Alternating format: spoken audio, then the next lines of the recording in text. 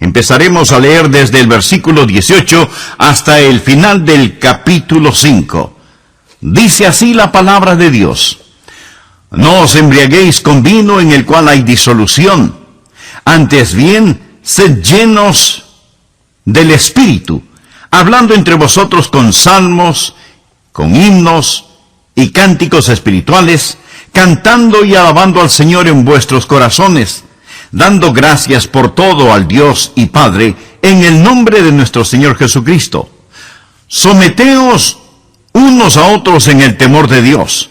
Las casadas estén sujetas a sus propios maridos como al Señor, porque el marido es la cabeza de la mujer, así como Cristo es la cabeza de la iglesia, la cual es su cuerpo, y Él es su Salvador. Así que como la iglesia está sujeta a Cristo, así también las casadas lo estén a sus maridos en todo. Maridos, amad a vuestras mujeres, así como Cristo amó a la iglesia y se entregó a sí mismo por ella para santificarla, habiéndola purificado en el lavamiento del agua por la palabra, a fin de presentársela a sí mismo una iglesia gloriosa, que no tuviese mancha ni arruga ni cosa semejante, sino que fuese santa y sin mancha.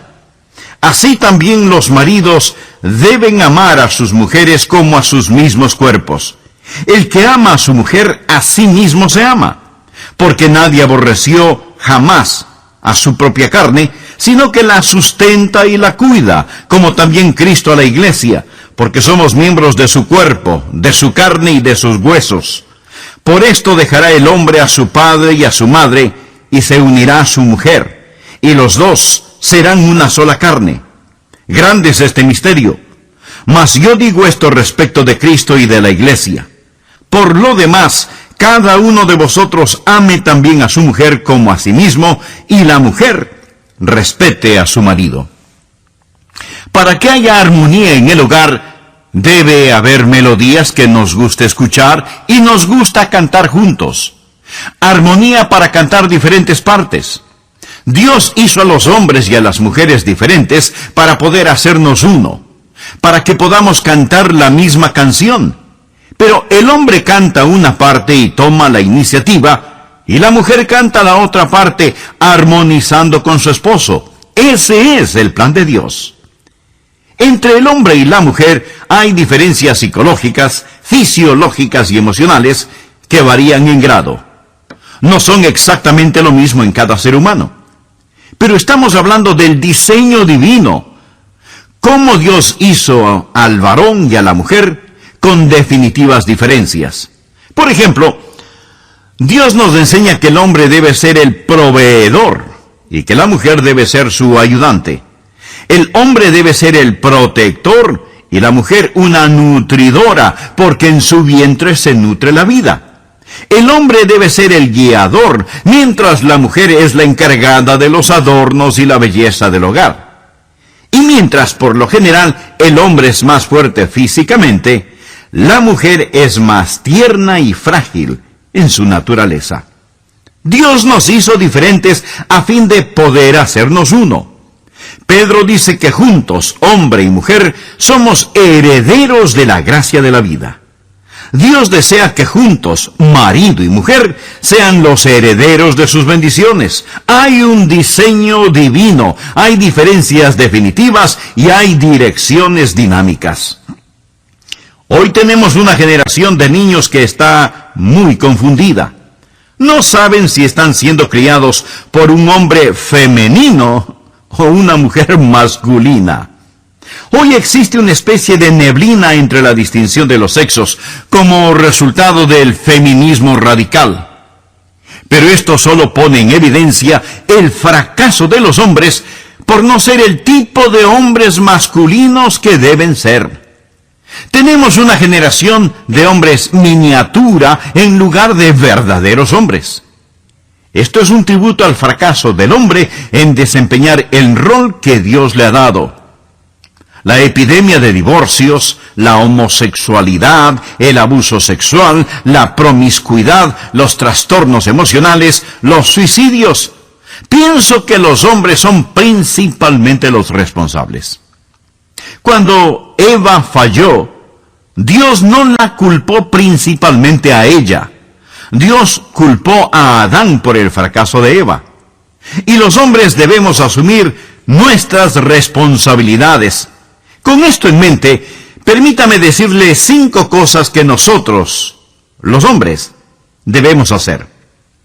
Primero, usted debe asumir su responsabilidad. El capítulo 5 de Efesios es mucho más fuerte para los hombres que para las mujeres cuando se lo interpreta correctamente.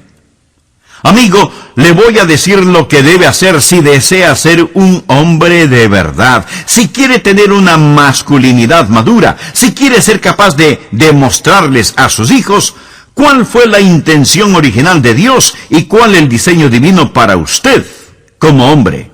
Primero, usted debe asumir su responsabilidad. Por favor, leamos Efesios capítulo 5, versos 22 y 23. Las casadas estén sujetas a sus propios maridos como al Señor, porque el marido es la cabeza de la mujer, así como Cristo es la cabeza de la iglesia, la cual es su cuerpo y Él es su Salvador.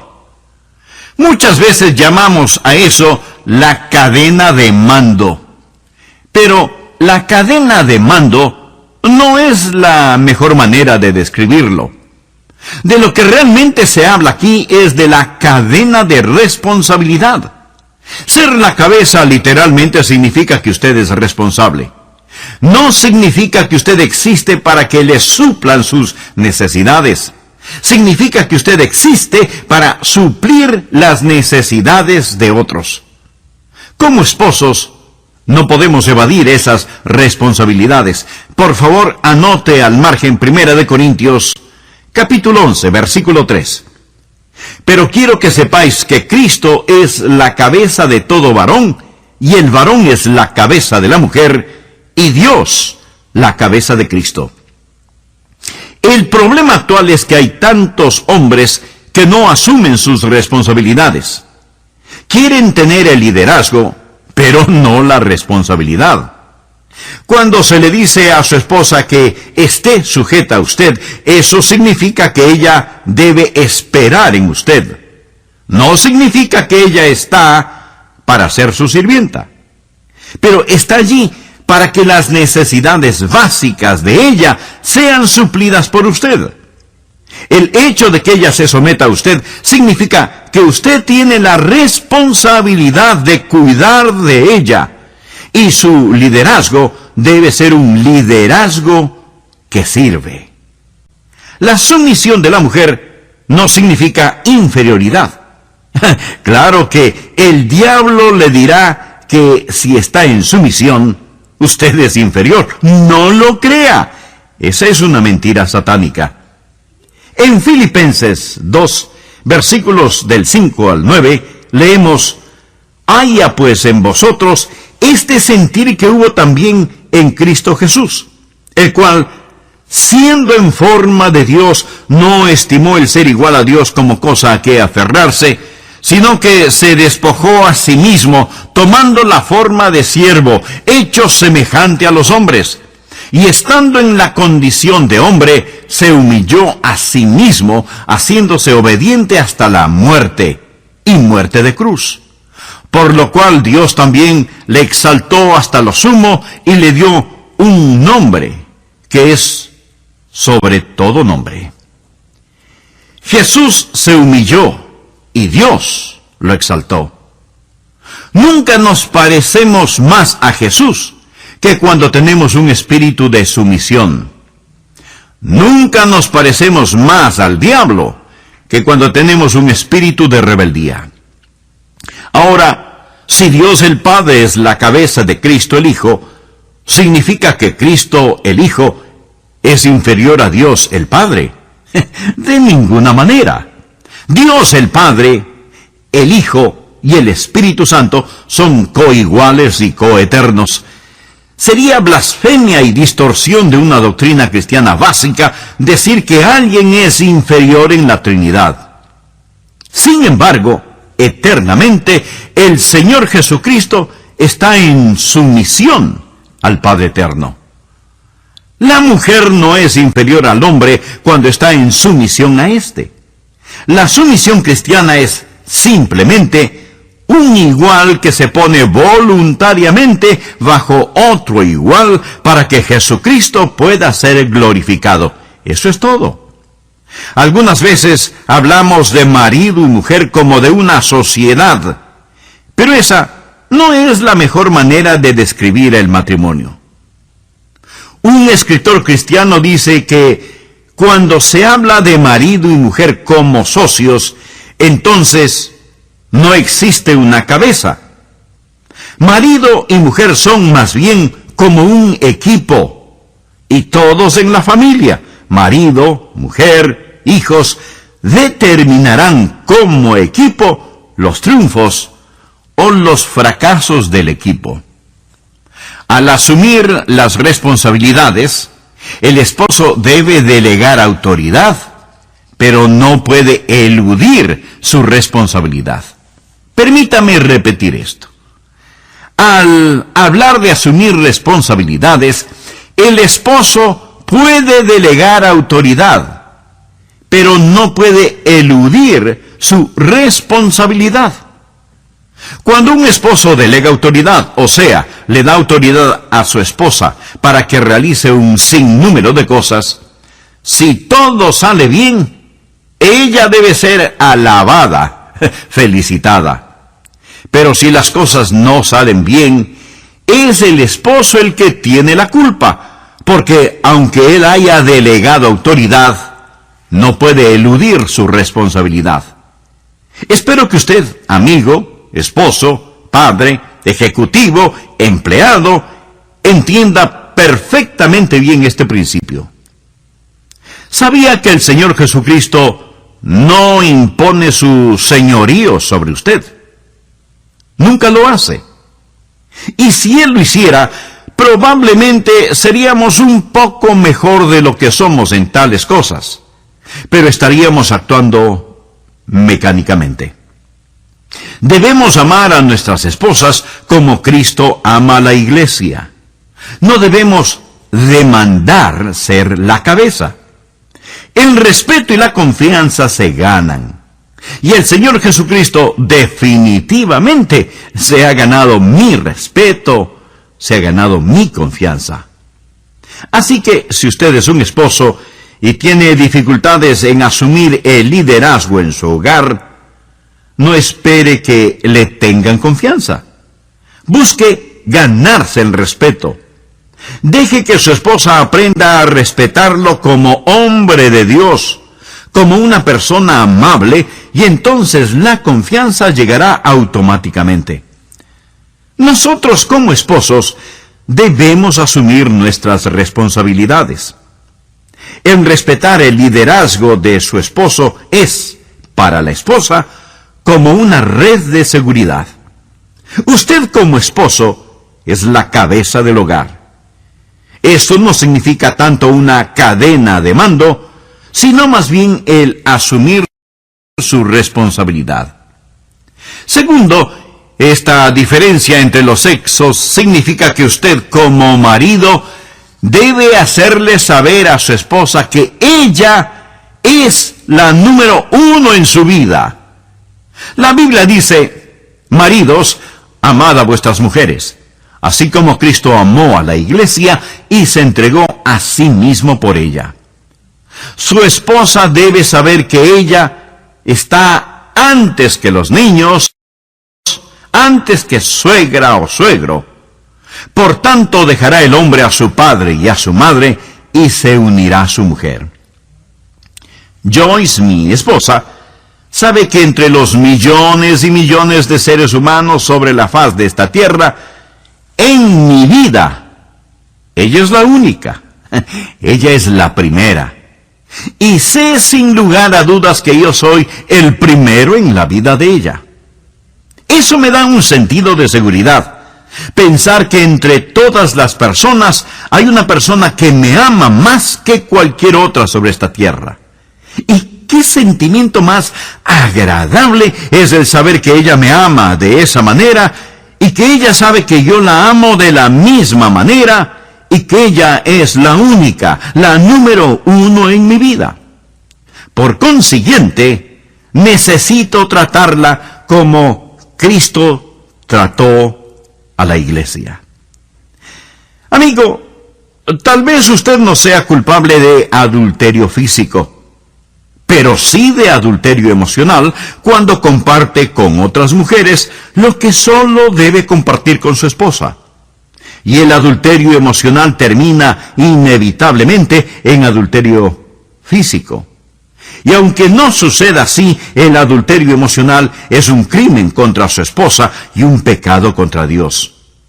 Desde el punto de vista de la relación marido y mujer, su esposa necesita ser absolutamente la única, la número uno en su vida. Tercero, no solo necesita hacerle saber a su esposa que ella es la única, la número uno, sino que también usted necesita proteger a su esposa de traumas emocionales. Por favor, leamos nuevamente lo que dice Efesios capítulo 5, versículos 26 y 27.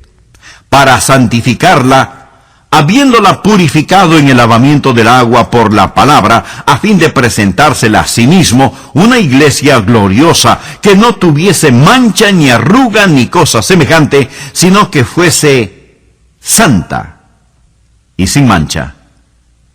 Los hombres deben amar a sus esposas. Eso significa que deben protegerlas de traumas y daños emocionales. Amigo, ese es su trabajo y su responsabilidad. Refiriéndose a la iglesia, dice, a fin de presentársela a sí mismo sin mancha. La palabra mancha significa basura, suciedad. Es su trabajo el evitar que estas cosas se descarguen sobre su esposa, que boten basura emocional o espiritual sobre ella. Y debe tener cuidado de no ser usted mismo el que descarga estas cosas hasta el punto de que ella no pueda sobrellevarlas. Ella quiere que usted comparta sus pesares. Ella quiere saber cuáles son sus sufrimientos para consolarlo, llorar con usted y cuidar de usted.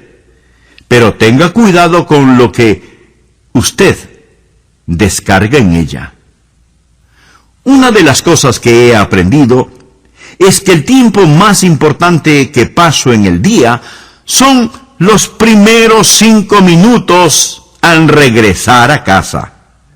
Si entro a la casa y voy directamente a mi estudio, o inmediatamente enciendo la televisión, o hago cualquier otra cosa, le he fallado a mi esposa. Yo necesito abrazarla, decirle que la amo. Debo llamarla por teléfono y decirle que ya voy en camino y que tengo muchas ganas de verla. Estas cosas son tan importantes. En esos 5 primeros minutos después de llegar a casa, le estoy diciendo, tú eres la número uno. He llegado no para descargar basura sobre ti, sino para quitarte una carga, para poder presentarte a mí mismo sin mancha. La próxima palabra es arruga. Esta es una palabra interesante. Habla de una clase de herida interior, un trauma que literalmente a veces se nota en el rostro. No estoy hablando de las arrugas normales que se forman al reírnos, las arrugas alrededor de los ojos o la boca, sino que estoy hablando del trauma que desarrolla una mujer que ha vivido con un hombre que realmente no la ha amado como debió hacerlo. Son aquellas mujeres con un rostro, un semblante terso y contraído debido a traumas internos. No han sido amadas como debieron ser amadas, y a veces usted puede ver ese dolor escrito en su rostro. El marido debe proteger a su esposa. Amigo, mi asignación y su asignación de parte de Dios es hacer de nuestras esposas creyentes más radiantes y bonitas interior y exteriormente. Lo que hay que hacer es No solo el asumir la responsabilidad, no solo hacerle saber a su esposa que ella es la única, la número uno, no solo protegerla de traumas emocionales, sino también hacer que su esposa se sienta absolutamente segura, amparada, protegida. El versículo 29 de Efesios 5 nos dice: porque nadie aborreció jamás a su propia carne, sino que la sustenta y la cuida. La palabra sustentar es obvio que significa alimentar. Cuando usted tiene hambre, ¿qué es lo que hace? Pues come, y cuando está sediento, quiere beber. Usted desea que sus necesidades sean suplidas, y como esposo, es su responsabilidad proveer para su esposa el sustento físico, psicológico, emocional y espiritual que ella necesita para crecer.